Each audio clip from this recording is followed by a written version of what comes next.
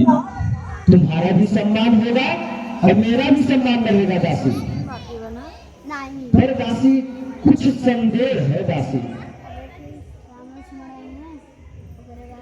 भरत को राजगद्दी मिल जाएगी, ये तो सही है, पर उस राम को 14 वर्ष के लिए वनवास क्या उचित है?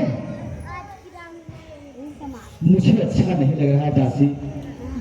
उस राम का क्या दोष है इसमें जो उसे 14 वर्षों के लिए वन भेजा जाए?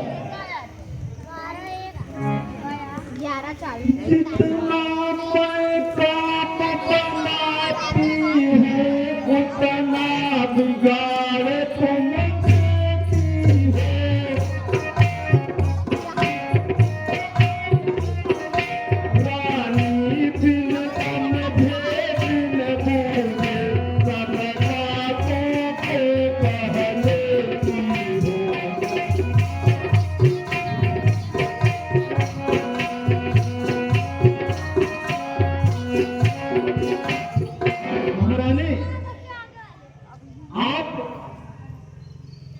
जब तक यह दोनों वरदान में पूरे हो जाएं, आप अपनी बुद्धि का प्रयोग बिल्कुल मत करिएगा। जो मैं बता रही हूं वो करिए। आपको पता है मैंने 14 वर्ष का वनवास क्यों मांगा है?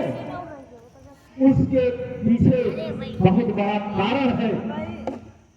इस समय पूरी अयोध्या में प्रजा के बीच राम बहुत प्रिय है। पूरी प्रजा राम को चाहती है।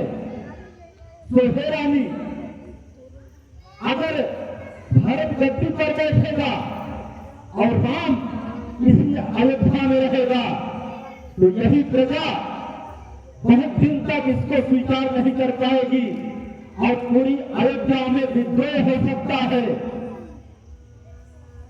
सारे बने बनाए काम बिगड़ सकते हैं महारानी।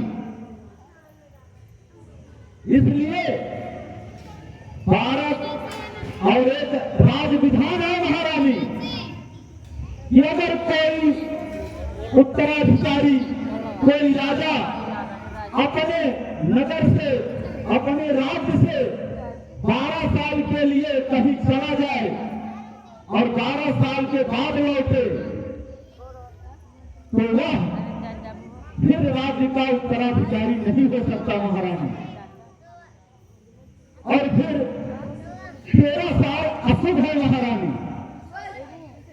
इसलिए हमने 2 साल का और समय बढ़ाया जिससे ये अयोध्या की प्रजा राम को पूरी तरह से 14 साल में भूल जाए और सबके मन मस्तिष्क पर मेरा प्रिय भरत राज करे।